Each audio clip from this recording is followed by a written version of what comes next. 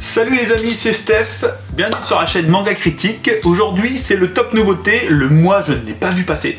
J'ai pas du tout vu le mois passer, j'ai failli rater la vidéo là. Pour vous dire, j'ai failli la mettre plus tard. On est le 29 là quand je tourne, d'habitude je la tourne une journée ou deux avant.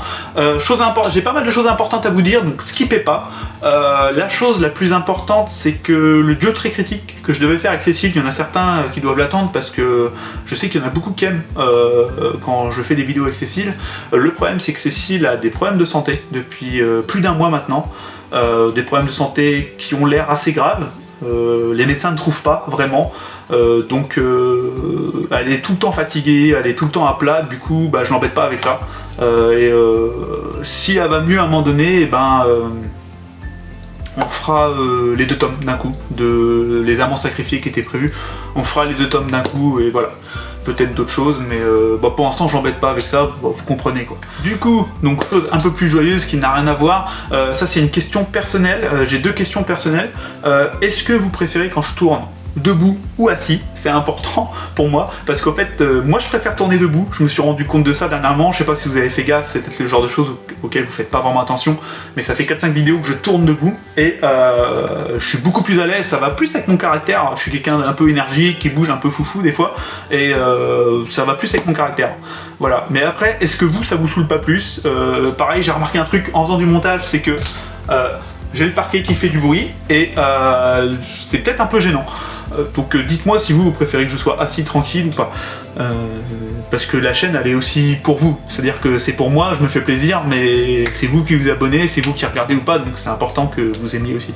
On arrive à la fin d'année, je vais avoir plein de petites vidéos prévues sur la fin d'année. Est-ce que vous voulez une petite vidéo FAQ? Ça va quasiment faire bientôt un an que je suis sur la chaîne. Il y a beaucoup de mes comparses, collègues, youtubeurs qui le font. Est-ce que vous voulez une vidéo FAQ? Donc n'hésitez pas à mettre des questions dans les commentaires que je répondrai, je ferai une petite vidéo FAQ si ça vous intéresse. Moi j'ai pas l'impression de le mériter, je suis qu'un mec qui fait des vidéos sur YouTube, mais je vois que ça plaît aux gens en fait de pouvoir poser des questions, donc n'hésitez pas à le faire. Numéro 3 ou 4, je ne sais plus. Donc c'est le top nouveauté, comme d'habitude. C'est tous les numéros 1, réédition, tout ça. Je vous parle de tous les mangas numéro 1 qui sortent au mois de décembre. Le mois dernier, je vous avais proposé de voter dans les commentaires pour le manga dont je vous parle et que vous voulez absolument que je vous fasse une critique. Ça a plutôt bien marché, c'est Higehiro qui avait remporté les votes et je vous en ai parlé dans le Critique Over où j'ai critiqué 7 mangas. Pour ceux qui n'ont pas vu, allez voir dans une de mes dernières vidéos, c'est le Critique Over, je parle de cette manga, il y a Higehiro dedans. Vous l'avez choisi, vous étiez 5-6 votes contre 3-4 pour les autres. Donc voilà, c'était assez net. J'étais très content, vous avez participé. En plus, j'avais été franc avec vous, il y avait deux raisons, et je le redis. Pour me bousculer, pour que je critique des choses, voilà, j'ai envie de ça à fond là, d'être bousculé. C'est pour ça que je tombe beaucoup dans les Akata en ce moment, parce que j'ai envie d'être bousculé dans mon style.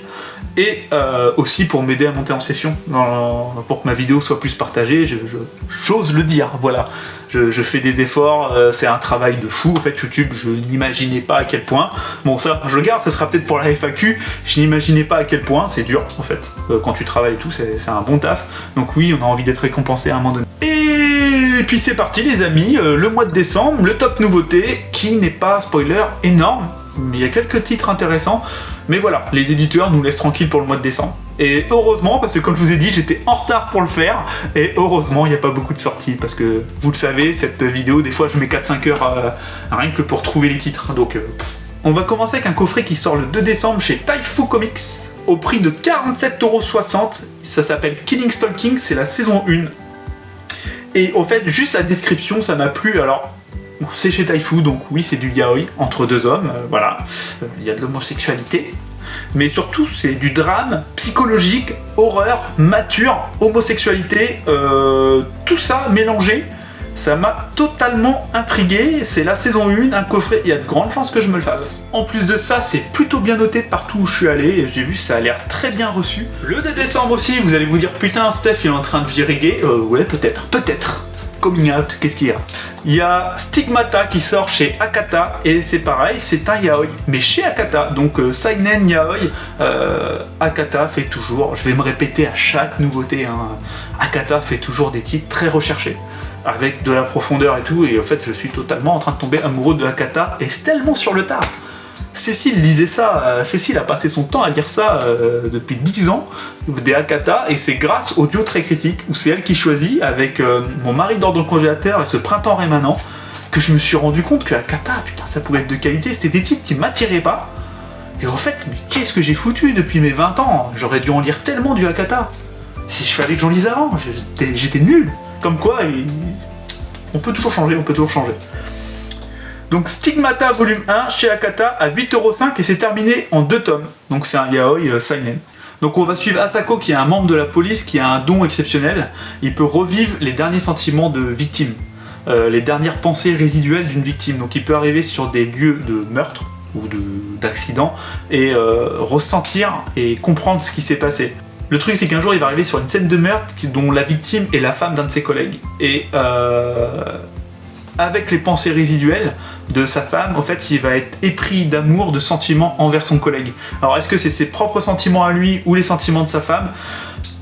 Il ne sait pas, il va falloir qu'il fasse le tri dans tout ça. Et je trouve ça, mais genre, hyper intéressant, c'est du Akata, ça va être super bien traité. Enfin, Stigmata, là, c'est en 2 tomes terminés. Akata est trop fort, ils sortent le nombre de petites séries, en plus, où tu prends un sacré plaisir en 2 ou 3 tomes. Du coup, c'est pas trop cher pour toi, c'est bien, tu t'engages pas sur des trucs qui font 50 tomes et tu prends un vrai plaisir. Franchement, c'est vraiment sympa. Et là, ce petit délire un petit peu yaoi mais qui va rentrer, je pense pas qu'il va y avoir beaucoup de sexe et tout, mais avec en plus un vrai scénario. Moi j'adore les trucs d'amour, de romance, etc. où il y a un vrai scénario, une vraie profondeur. C'est ce que je demande le plus possible et en fait Akata répond à ça totalement. Est-ce que je vous ai dit que Akata c'est une bonne maison d'édition? Je vous l'ai dit. Ensuite on a Théogonia. Alors j'ai du mal à dire le titre, volume 1 chez Nueve Graphics à 7,95€. C'est un seinen, mais qui a l'air de tirer vachement sur le shonen, donc ça j'aime bien, ça m'intéresse. Voilà, un truc qui a l'air d'avoir un cadre shonen, mais peut-être avec des propos du coup un peu plus profonds, puisque c'est un seinen. Il y a 8 tomes en cours, et au fait on va suivre un jeune garçon qui défend son village, qui passe son temps en gros à tuer des monstres et à récupérer des pierres qu'ils ont à l'intérieur d'eux, de ce que j'ai compris dans le résumé, hein, qui le rendent plus fort, etc. Donc jusqu'ici on est très shonen, vous êtes d'accord? Donc il level up, jusqu'au jour où il va absorber une pierre qui va lui ramener des souvenirs, des sortes de souvenirs rémanents, des souvenirs d'un monde inconnu, le nôtre. Ensuite on passe au 9 décembre, donc vous avez vu là, on saute un échelon hein, quand même déjà. Ce sera Balade de Crépuscule chez Nueve Graphics aussi à 8,95€. Donc là on est à 9€, ça commence à faire cher le manga. Faudra voir le nombre de pages et tout hein, quand même. C'est un tome en cours, donc j'ai pas trouvé l'info. J'ai vu un tome en cours, ça me paraît bizarre qu'un éditeur français édite un truc qui a qu'un tome en cours. Ou sinon ça veut dire que c'est un rythme d'édition très long. C'est un seinen qui va traiter d'amitié, de school life et de surnaturel. Le résumé était pas emballant de ouf, mais la couverture m'a emballé, et pareil, je fais un peu confiance à Nueve Graphics qui, pour l'instant, m'a très peu déçu dans ce que j'ai lu d'eux. Donc, à voir. Ensuite, le 16 décembre, c'est là que, alors là, c'est 100% pour vous, puisque c'est une réédition, c'est quelque chose qui est assez connu, c'est Madoka Magica Puella Magi, qui est réédité par les éditions Meian. C'est en 3 tomes. Donc à 6,95€, merci Meian pour ces jolis prix. Ils en sortent 2 tomes en même temps.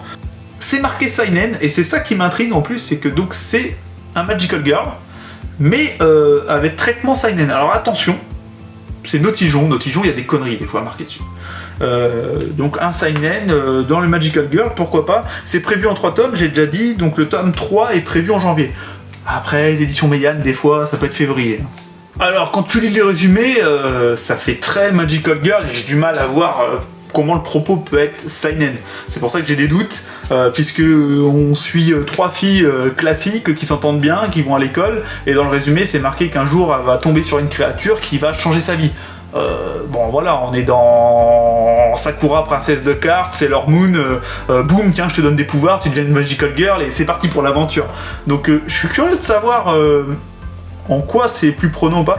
Je vais peut-être voir, je vais peut-être faire mon petit crevard, parce que du coup moi, j'avoue, j'ai pas envie de mettre trop d'argent dedans parce que bah, je suis vraiment pas sûr d'aimer, hein, c'est du Magical Girl. Je vais peut-être demander à Meian de me les envoyer. Mais en tout cas, au moins pour vous dire, même si moi j'aime pas trop le Magical Girl, pour vous dire, ok, je sens que c'est un Magical Girl de qualité. Après, c'est un très connu hein, comme Magical Girl. Je sens que c'est un Magical Girl de qualité qui propose peut-être un peu d'autres choses, ou pas, ou c'est un Magical Girl classique pour vous faire au moins, pour vous donner envie, vous, pour ceux qui peuvent être prédisposés à aimer le Magical Girl. Je demanderai peut-être à Meian de me les envoyer, s'ils le veulent. Parce que bon, comme je dis, je suis encore petit, je veux pas trop abuser, j'ai l'impression d'être un escroc, quoi, leur demander des trucs à Meian.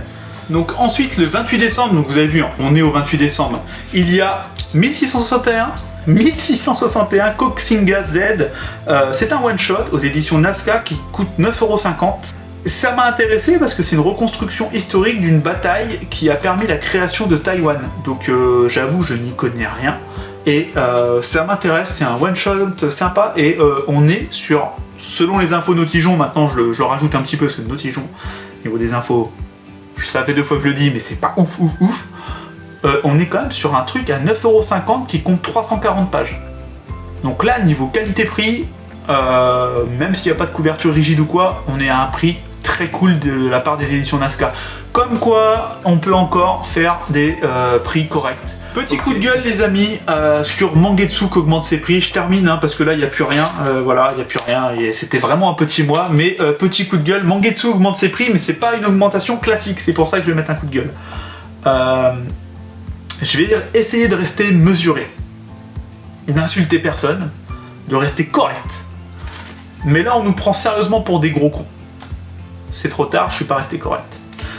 Puisqu'on augmente juste d'1 € les tomes, comme par exemple les enfants d'Hippocrate et Paka, donc les Mangetsu Life, qui vont prendre 1 € d'augmentation. C'est 2 séries que je voulais faire, que je voulais commencer prochainement en 2023. Je ne les commencerai pas. 1 € d'augmentation, c'est beaucoup trop. Là où tout le monde augmente de 30, 40 centimes à tout péter, là c'est une augmentation vraiment trop énorme. Mangetsu, faut arrêter. Les Awashi augmentent de 30 ou 40 centimes, ils passent à 7,20 € si je dis pas de bêtises. Donc les Awashi, ça reste cher pour du shonen classique qui d'habitude était à 7,90 €, mais bon voilà, on est à 7,20 €. Bon, allez, ça passe encore, je vais accepter, je vais continuer. Mais moi qui avais commencé plein de séries Mangetsu, je vais rester tranquille. Mais le pire, les amis, c'est la collection Junji Ito. La collection Junji Ito qui est comme par hasard un énorme succès de Mangetsu, comme par hasard. Et bon bah voilà, on a une augmentation entre 4 et 5 € sur les bouquins de Junji Ito, et là c'est grave les amis. C'est pas possible. À un moment donné, là en dessous de nous, il y a un mec en haut chez Mangetsu. C'est bien beau de faire des vidéos, des Tamika sur YouTube et tout, mais là il y a un mec en haut qui se fout de la gueule du monde, qui est en mode on prend du pognon. Junji Ito, ça se vend de ouf et ils en profitent à mort. Là vous allez payer les chefs-d'œuvre 25 € à la place de 20 €. Non, c'est pas possible. Ce n'est pas possible. C'est pas une augmentation qu'on doit accepter. Parce que là, c'est comme les enfants. Hein. On leur a donné ça, les gars, ils vont nous trancher la gorge. C'est une augmentation beaucoup trop grande. Quand on voit ce que Kurokawa fait sur leur édition Full Metal Alchemist, c'est qu'ils ont déjà annoncé qu'ils vont faire une édition sous liter de même qualité et au même prix. Donc les mecs absorbent l'augmentation des prix. Ça m'aurait pas choqué qu'ils disent qu'elle soit 50 centimes plus cher, et ça me choquera pas si au mois de janvier elle est 50 centimes plus cher, ou 1 € plus cher, une telle édition. Mais là, à mon avis, prendre 5 € d'augmentation, c'est pas possible. C'est pas possible. On veut bien prendre les augmentations en cours, mais au bout d'un moment, les gars, faut rester correct. Faut rester correct et pas prendre les clients pour des pigeons. Voilà. Bon voilà, c'est tout ce que j'avais à dire. Oui, je suis youtubeur manga un petit peu qui aime bien mettre des coups de gueule. Après, je suis ancré dans la réalité, je gagne un salaire, je gagne ma vie, je vois tout qu'augmente en ce moment. Je sais, on n'est pas là pour ça, mais voilà, ça me fout la haine. Je viens de recevoir une assurance, même les assurances augmentent. Même les assurances qui d'habitude baissent d'année en année augmentent. Enfin, à un moment donné, quand tout le monde va sortir dans la rue, il faudra pas chialer, quoi. Voilà. Mais ce n'est pas le sujet, je m'emballe. Donc voilà, j'espère que cette vidéo vous aura plu, malgré le petit coup de gueule à la fin. Je suis désolé, mais je trouve qu'il fallait le faire. Et que j'espère que les ventes de Junji Ito ne vont pas suivre et qu'ils vont peut-être faire marche arrière et que ce sera bien fait pour eux. Voilà, totalement. Parce qu'une augmentation de 2 € sur ce genre de tome aurait été totalement... j'aurais pu comprendre. Mais une augmentation de 4 à 5 €, non, c'est non, c'est non. Voilà. Donc c'était un mois de décembre très pauvre en sortie, vous l'avez vu. Je suis désolé, je n'y peux rien. Mais on va se rattraper au mois de janvier. Je pense que pour le mois de janvier, je vais m'y prendre le 22-23 décembre pour commencer à faire cette vidéo, parce que là, par contre, le nombre de sorties est incroyable. Et notamment, il y a quelques titres chez Kiun qui m'intéressent fortement, mais genre très fortement. Donc voilà les amis, je vous fais un gros bisou, je vous souhaite un joyeux Noël, même s'il y aura plein d'autres vidéos encore dans le mois de décembre, mais je vous souhaite un joyeux Noël quand même, d'avance, parce que bon, on est en train de faire les nouveautés du mois de décembre, il n'y a pas de raison. Allez, bisous!